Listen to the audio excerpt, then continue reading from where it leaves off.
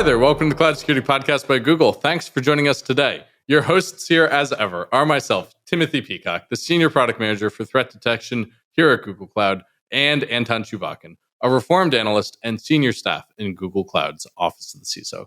You can find and subscribe to this podcast wherever you get your podcasts, as well as at our website, cloud.withgoogle.com/cloudsecurity/podcast. You can also find us at cloud.google.com/podcasts. We've made it to the official Google Cloud podcast page. If you enjoy our content and want it delivered to you piping hot every Monday, please do hit that subscribe button. You can follow the show and argue with your hosts on Twitter as well, twitter.com/cloudsecpodcast. Anton, what are we talking about today? This is a fun one. So we started planning another episode on how Google does threat detection. And I hated that idea. It was a great idea, by the way. And you hated it. I hated it. But why did I hate it? Because it was a mismatch between a guest and a topic. Well, partly that, but partly because we were missing the opportunity to talk about the left hand of security, that is preventive controls, and how organizations can successfully build out a set of preventive controls, and how security teams can work with application engineering teams to really make those work well. Yes, but actually we also have a perfect guest for that, because this person is literally doing exactly that at Google at scale and solving challenges. And to me, this is like a superb opportunity to cover things other than detection. How about that? Exactly. So perhaps with this bit of banter guests about how Tim and Anton put together topics for the show and how we argue and agree in advance on what we're going to talk about, let's turn things over to today's guest. And with that, I'm delighted to introduce Karan Dwivedi, Security Engineering Manager, Enterprise Infrastructure Protection here at Google Cloud.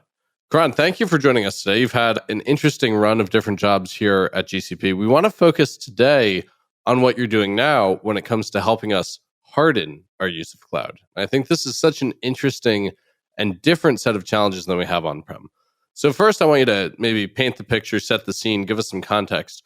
Google uses Google Cloud for all kinds of different things, wildly diverse use cases. Could you just give our listeners a sample of some of the things that you see on a daily basis in Google's use of Google Cloud? Yeah, first of all, thanks, Anton and Timothy, for having me here. It's a pleasure. Yeah, so you're actually absolutely right. It's very diverse. And with that, I have a few categories in mind for the kind of things we see on the cloud, right? There's obviously like production projects, right, which serve real customers, right? And they're running all externally exposed for reasons. We then have dev projects, right? People want to test out their ideas and make sure they can, run it and test it before they deploy it to prod. Then there's like a bunch of experimentation happening, right? Like Googlers are very curious. They want to try things out. So we want to enable that fast iteration, right? So that's another, I guess, category that we see. Interestingly, I've also seen like where we collaborate with external partners, like researchers hosting demos, right? All of those websites can also be and are hosted on cloud. Open source is another big one, right? Like we are very big into contributing back. And so a lot of that stuff is actually hosted on GCP. And then finally, there's things like, hey, how do we do health checks for projects, like meta projects? Like how do we make sure all of these things run very healthily? I guess that's like, in short, a summary of all the wild things I guess we've seen so far. So that's a pretty long list of kind of exciting things and different things. Yeah. And I guess one thing that adds to the excitement is, of course, scale, right? Mm-hmm. So sometimes when people want to learn lessons from us, we share what we do and they say, well, but we're not Google.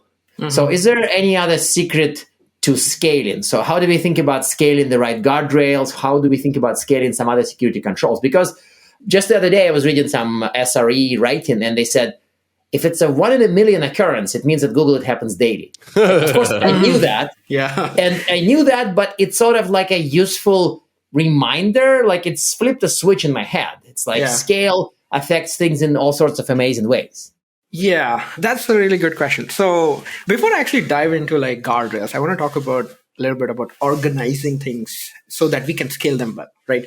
So think about like us as a security team, we want to make sure we know what projects we should expect in which location, right? So folders actually offer that, I guess, enables us to do a hierarchy of projects and different types of projects. And like, we like sort them out to say, oh, is this production? Okay, go here, right? And have your own folder hierarchy within that. Like that really helps us have a consistent like set of defaults to apply with, right? And how do you track that? How do you keep a handle on that? How do you put that into code? I think it's more of like infra as code type of thing. And a lot of it is just internal tooling, which obviously, it's not public. But I guess the concept-wise, the TLDR is making sure you first take a step back before we even think about scaling. Make sure you organize your projects well enough into like, I guess, functional categories that you can then manage and like have initial guardrails around, hey, do teams know where to put them in the first place? Like, I guess that's problem number one, right? Before we even go to guardrails. Now I'll talk about guardrails, right? So like GCP enables a lot of things that help us scale. For example, right, we have hierarchical firewalls, right? You can have folder-based, stack-based, you name it. And we also have firewalls, not all of which are called firewalls in Google land, right? That's been annoying to me personally, because sometimes it's a network security control meant for access control, but not a firewall. Right. Yeah. The naming aside, because I know a lot of names are just like overloaded, right? But to talk a little bit about controls, right? So we have like making sure we use both folder and tag-based methods to scale the control application, right? Folder and tag-based. Folder and project-based, yes. The hierarchy should tell you like basically functionality wise, but like within that you can go and do groupings, because it's impossible to do like scaling for the amount of projects we have internally, right? So that was challenge number one. Now challenge number two is like, how do we secure this and like have the right guardrails? Is making sure you use a combination of things. So like, for example, org policies, right? You can have a baseline org policies at the top, right? Organizational level and then folder level. And then at the project level, you can actually have that fine grained and say, oh, I'm okay with like 10 of these, but the 11th one is going to not work. So I'm going to have an exemption there, right? Similarly, I talked about firewalls a bit. You can apply those. And then finally, let's not forget about I am allow and I'm deny, right? Those are like very key tools that we use. They're powerful levers that we as a security team use in combination of everything I described to say, hey, let's deny by default here and let's allow here. And like, again, have track those exemptions all in place. So it's all infrastructure as code at the end of the day. But I guess, Anton, TLDR, it's complex and we deal with it every day. Yeah, I was about to say there's no magic, it sounds like. It sounds like you do the work right and the results are right. It's almost like a little bit underwhelming, because I thought Karan would say, well, but we have this tool. You turn this on and you can do a billion things immediately. No, Anton, it's going to be machine learning. You feed your hopes and dreams into the magic box and security comes out. Exactly. Thank you. The ML unicorn comes out. Right. Yeah. There's a bunch of tooling behind this. Obviously, I didn't go into like something that's not public and stuff, but I wanted to share the concepts that helped us scale. No, I really like that. So speaking of things that are translatable, hopefully to the outside world, how are you finding success working with application teams or engineering teams, getting project owner teams to work with you and not feel like you're in the way of business? Because so often on the podcast, really seems like a team needs a family therapist, not another tool. So what have you found to relate to these people that really works? Yeah, that's an excellent question, Tim. So basically, we want to find the right balance, just like everybody else, right? This is a cliche, but make sure we find the balance between having the right security assurances for each team, while also allowing a baseline set of controls and exemptions to those, right? So it's that balance. And like, if I'm being very, very honest, in cloud, it's very contextual and extremely challenging, right? So this whole landscape has changed how we think about things. I'll give you an example of how we approach this, right? So when we're deploying a control, any of the controls I talked about previously, we follow a very methodical approach to do this, right? So let's say you want to deploy NR policy or any control, we would say, hey, before we even do this, can we actually accurately measure all the violations that we'll run into before we even hit deploy, right?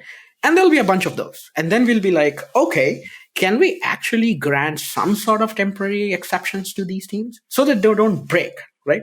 We obviously don't want to cause that friction of like, okay, we are increasing security. Oh, but you know what? Here's an incident, right? No, we don't want that. So we definitely check for violations right away. And then we are like, hey, FYI teams, here's an exception. This is what we're trying to do. Here's a timeline, right? So talking about like, how do you make sure you work with them is like setting the right expectations and giving them the time to react, giving them the time to talk to us. And then when finally we are ready, right, we have all the exceptions in place, we would just go ahead and then deploy. And it would be wider because we might do at a higher folder level, and then we will work through the long tail, if I may. So again, this isn't perfect. We see things break all the time, but it is still a very like systematic approach to reducing risk. Things break all the time in what sense? Meaning that you roll things back? I remember the SRE episode, right? Yeah. So things breaking, of course, isn't a disaster. It's just a matter of you rolling changes back, I would assume, right? Yeah, so we wouldn't roll we'll try to avoid rolling the entirety of the change back because then you're adding more toil, right? We have controls over, as I said, infra as code. So we can actually roll back part of it. Like say, oh, like for this folder, if you're still breaking and we were not aware of this, so we didn't give you an exception, we can roll that part back and then we can track with a bug or any communications with that team. So it can go fine-grained after we have deployed it at a wider scale. And I guess in my experience, that's the way to scale. Is you just cannot start with single projects. You have to go at a hierarchical level. But it sounds like, at least whenever I've seen people apply a process to a vast scale of anything, there are always exceptions. There are always little people showing up out of the woodwork and saying, hey, but can we do it this way for our part? And I would assume if you have a 100-person team and one person wants an exception, it's unpleasant. But if you have a million machine systems and it's a very complex system, how do we scale the exemption management? It sounds like a nightmare. I'm already having like a flashbacks to some past time. Like, yeah, don't patch this system because X. Yep. How do we deal with that?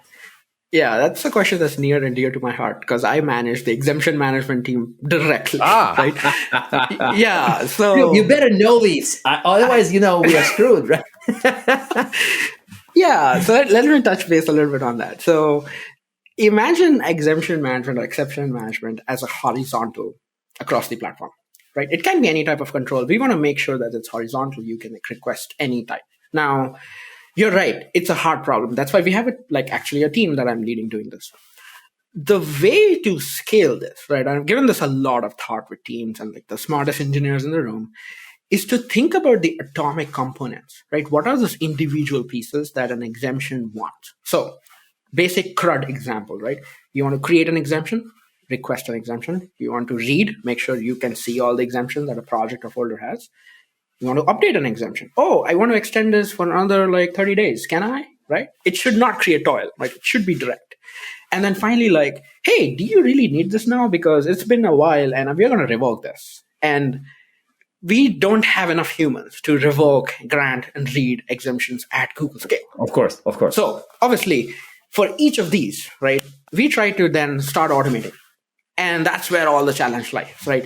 So when we're thinking about, now let's go back to what I said about deployment of controls, right? When you're thinking about, hey, what are the violations?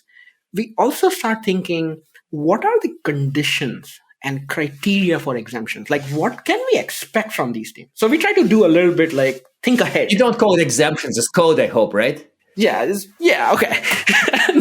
Okay, Tim is smiling, Karen is not, so I'm nervous now. No, I'm a little bit serious right now because I'm really going into my team stuff. But when we're thinking about that, we are already prepping our tooling, right? To say, hey, for when condition X, Y, and Z is met, allow the team to get an exemption to this policy or this control, right? And so think about that. We have not even deployed, but we are all set to face that load of requests from humans. And so I found that extremely critical for us to scale, right? And now we also have this, I guess, problem around brownfield is we already granted. Can we now start automating that pile? And so we're always basically firing up our cylinders to say, hey, what can we expect next? And what do we have right now? Now, that's just the automated, beautiful piece that's easy to say, right? What about that pile of exemptions or problems that we need a human, right? So we scale this out by both automation and human. So first, we'll try to automate as much as we can through conditions, which I feel not everybody needs that. I guess Google Scale is too special for that. And then we also make sure we have some humans which are actually going in a rotation and looking at this stuff, and saying, okay, do I need to intervene here? Is this playbookable, right? Can we follow a set of processes? That really helps us. And then finally, long tail is where the complicated places lie, right? Complicated technology solutions, which are oh, this needs a review. This is not an exemption right away. This needs a review because we don't know the risk. And so we'll involve security risk and other things to make sure we are really granting the right ones for the business. So that was a long-winded answer of saying it's complicated, but we have a method to this madness. But wait a second. So let me ask you a strange question. Yeah. It sounds like you're describing a very rule-based process to exemptions, but exemptions there are rules and there are exemptions, but you have a rule-based exemptions process. It kind of explodes my brain a little bit. And I need to understand, if you have exemptions process that's managed as code, why aren't they rules? Why are they exemptions? But there's sort of rules. So you're right. This almost has an analogy in the detection space where you write detection rules and trip something. But that's something that's actionable. In the exemption space, it's the same concept, but reverse. We're oh, we know this is going to unblock your use case. So here's a rule that will automatically allow you to enable your team to do work. And then we'll track it. So, I should also mention that we track each and every one of them. So again, there's some scaling required to make sure, are you tracking the right ones at the right level? Okay, that's actually more clear. And I think I understand that you can have a rule-based systematic approach to exemptions. In fact, At Google, it better be a systematic approach to everything. Otherwise, it wouldn't scale. So it wouldn't. That flipped the switch in my head. I think, so here's a strange sub-question to this question. Is there something in that process that's sort of not usable at smaller scale, where scale is kind of maybe... I'm thinking more of an emergent property kind of situation where this only happens at scale and it does not happen at smaller scale. Am I crazy or not? No, you're not actually. So I'm going to almost go on a limb here and say the amount of complexity and thought that goes into that automation piece of those having this criteria set in, combining that with other Google specific technology to say, hey, what type of data are we exempting? What is the real risk? And having that as conditions. I think that's pretty unique to us, right? I can imagine people asking for exemption, revoking them, renewing them. I get that. But can you do conditional based? I think that's very unique to us. And that's something that I think scale drives a lot. Because think about the other case, right? If you don't have that, right, then you run into this massive risk acceptance across the board, right? Which is going to drive. Oh, God, yes. This is the original nightmare. That's right. This is going to drive VPs crazy. And they'll be wait, is there no way to drive this down? And the answer is yes. Let's do nuanced exemptions, if I may. So in that nuanced exception thing, how do you federate the responsibilities in that model? How do you make sure people are asking the right things? How do you make sure people aren't accepting the wrong risks? What does it look like in practice? Now we're getting into the organizational challenges of this thing. Okay. Yeah, I love this. That's why. Okay, so I think it starts with having the right RACI. Right. So making sure your roles and responsibilities are clear upfront. What that means is, hey, we as a security team, we're going to define the controls. We're going to make sure we deploy the controls. The risk that we're reducing is across the board, but it's the business that owns the risk. Right. We want to make sure that line is communicated out loud a million times. But isn't this so 1990s advice, which ultimately is the right advice, but people don't truly follow it all the time, right? Sometimes, I'm almost surprised. Sometimes I see people saying, oh, it's the security team's job, right? I'm actually you own the risk. So, yes. I need a sign up from your VP. So anyway, I think that's point number one. I still hammer it. It's 2022. So yes, that's, I guess, to Tim's point, that's, I guess, point number one. Now, there's also another aspect, right? We want to be empathetic, right? It's not just hey, we want to keep driving down risk and we don't care about the teams. No, actually, it's the opposite. We want to enable the teams. And what that entails is, are you showing a clear value add? Okay, you're reducing the risk, so what? How does that affect us? Can you tie it to their business? Can you show the impact that they get? Right? Can you show that their lives are easier, more productive in the future, right? So we want to make sure we factor that in our communications, during deployment of controls, all of that. And then we also want to make it easier, finally, to have the right level, and this is very important, right level of stakeholder involvement, which means for low risk things, don't go to a VP. You don't need to go to a VP, right? You can actually do it somewhere in the middle of the hierarchy. So are you scaling your decision making as well? It's super important. I think the combination of that really helps establish that healthy, like, okay, here's the security team working with the business. This makes sense, but I think that I still want to kind of insist on maybe a slightly more crisp answer on the whole federate responsibilities, right? Because sometimes I would assume the exemption management process is central, right? So it's sort of like set by presumably alphabet-wise or cloud-wide, but the point is centrally. So how do we decide which responsibilities go to teams and which are central, and then who decides that? So there's a shared understanding, right? A lot of it, again, I don't want to speak on Google's behalf, right? But I must say a lot of this, if you're trying to federate in general, right?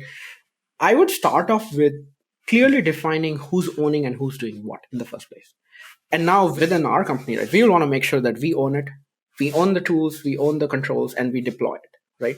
Now, this is, again, it doesn't start off at a team level. You're right, Anton. It starts with actually the leaders of orgs and VPs sitting together and saying, by the way, my org wants to reduce this across the company. Do all of you agree? If yes, then you're going to get communications from my team and you're going to start accepting those risks. And we do this across the board. That's what I want to emphasize. I guess that's the most important piece. Now, there are more nuanced, to give you a more crisp response, right? There's more nuance to who's doing what at a lower level. So, for example, right, if we want to say, hey, can we rotate a key, right? Yes, it helps us reduce the risk, but it's actually the business and the teams doing that. So we make that clear when basically it's about control of code or projects. You're actually, the teams are owning it. They have control. We want to give you the advice, but we're not going to do that on your behalf because we're going to break stuff. So we're going to do it with you, but you're going to do it. So there's some explicit stuff, there's some implicit, but that implicit decisions are also driven by ownership of like resources, if that makes sense. All right. One more question about organizational stuff, because it's been on my mind lately. Burnout's a perennial problem for security teams. We all deal with toil and alert fatigue and the problem of chasing people who don't want to be chased. How are you keeping your teams happy and engaged? It's not easy. So what are you doing? It's not. It's absolutely not. And as somebody who manages people directly, this is like top of mind, right? I will share a couple of ideas, right? What I do on a daily basis, what I do on a quarterly, yearly basis, right? I guess check in with your folks every one-on-one, right? Even before I get into like, oh, what's going on a team level or business level, I want to make sure they are doing okay as a person. That really impacts what they're doing day to day, right? So that's like a personal check-in I do. On a much larger, like longer time frame, I want to make sure I hold like regular career conversations, right? Again, this is not tied to burnout, but it will actually help me solve burnout. In those conversations, I try to figure out what are your real passions? What do you want to do, right? Where do you want to go? And I try to then make plans for them to say, hey, if you want to achieve goal X, here are like 4 steps. And some of this is in your role, some of them is outside. And for the things outside, because, in the role you may get burnt out, when you reach that stage or before even you reach that stage, here's a bunch of things that I want to encourage you to take up on the side. So you're engaged. You're figuring those things out as you go. And you're seeing progress in your career. It's not just about like your day to day, right? That's very, very, very key, right? And I've gotten good feedback about, hey, I love doing this. Can I do this more? And then we start changing assignments, right? And then less people get burnt out by it. And this scales and this cascades across teams, across orgs. So it's a very small thing which is not tied, but it directly ties up later. That's point number 1, right? I think in general, also make sure you show people, hey, the work you're doing, here's a direct business impact. Can everybody on your team show how it impacts the business? If they can answer affirmatively yes, then they see a larger goal to what they're doing day to day, right? Approving exemption requests, deploying a control, all of this is like security engineering work. But do they know how it's working and how it's helping Google, Alphabet, right? That's very, very important. And I think finally, I've seen just great value in asking people how you want to be recognized. Because like you may work around the clock and get things done and you've done a massive, like, great job at reducing risk. But sometimes people are like, oh, I want to be recognized publicly across teams. I want to see it in my compensation, or I want both. Right. And it's up to like leaders like us to make sure, hey, remember this person? That's how they want it. And so that's very critical because they're going to come back and say, oh, I did this amazing job, but I still don't feel recognized. And then they'll be like, oh, I'm doing this again and again. I'm not getting that thing from you, affirmation from you, and then they'll definitely be burnt out. So there is this like obvious components to avoiding burnout, and then there's like a very personal part. And I try to hammer both because you want to keep your teams happy. But so basically, you can say there's no magic, but actually there is magic, because if I look at DNR teams that report that for them, it's also one of the big secrets how we have people on essentially SOC type responsibilities doing the job happily for 10 years, which is kind of like unheard of pretty much anywhere in the industry. So you're describing a model where a few small things organized rationally and intelligently do produce magic. It does. And I was part of DNR 4 years before this team. So I've done that work essentially at Google, and I know exactly why I kept doing it, what kept me going. And I was like, yeah, this model works. I'm going to try to replicate the same thing in the infra side of things. So perfect. So we're nearing the time, and we wanted to ask our final questions, which are any recommended reading on any of this, guardrails, scaling, anything that you prefer, and one tip for the other teams, perhaps not at Google, scaling their security safeguards. Yeah, let's start off with the tip, I guess, because I think it's said so many times, but I don't think it's, I guess, really like absorbed. Even before you address like scaling and cloud security, just take a moment to acknowledge the beast of a problem, technically and organizationally, that you're trying to solve. Right? It should not be just swept under the rug that, oh, it's a problem, it's going to take you a year. It takes years to do.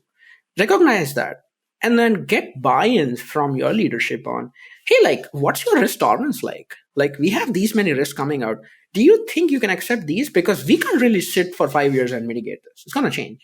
So have those conversations early with folks at the higher levels and set the right expectations. So because when you execute, you're in that like firefighting, oh, I'm going to like deploy this control, I'm going to do exempt this, and I'm going to review this. And the bigger picture starts getting lost unless you go back every quarter, every 6 months and say, hey, here's the progress we have made. Remember? And we have touched all of these risks. So I guess that's like one big tip I would start with, along with everything that we all have discussed, like the last 30 minutes. Reading, I guess personally, I found a lot of reading that I guess you folks have done in this podcast outside that. I guess, Anton, you have published a bunch of stuff. But I think I saw a Cloud Security Foundations guide. I believe it was on services.google.com, if I don't remember correctly. I felt that was... You actually read it, all the 61 pages of it. No, you really did. That's actually impressive. I found it. I'm like, wow, this, you know what? This is a good research. So I want to mention that one, actually. I was like, read that. Listen to people coming on this podcast, especially talking about cloud security, and like go implement a plan. Like you don't need, there's no rocket science. It's just find the methodical, scalable approach to this problem. And just execute and learn and then execute again. Like that's as simple as it gets. Perfect. Well, with that fairly optimistic ending and a day that hasn't had magic but has been very actionable, thank you so much for joining us. Thank you. It was awesome being here. And now we are at time. Thank you very much for listening and, of course, for subscribing. You can find this podcast at Google Podcasts, Apple Podcasts, Spotify, or wherever else you get your podcasts. Also, you can find us at our website, cloud.withgoogle.com/cloudsecurity/podcast. Please subscribe so that you don't miss episodes. You can follow us on Twitter, twitter.com/cloudsecpodcast. Your hosts are also on Twitter at Anton_Chuvakian and _Team Pico. Tweet at us, email us, argue with us, and if you like or hate what we hear, we can invite you to the next episode. See you on the next Cloud Security Podcast episode.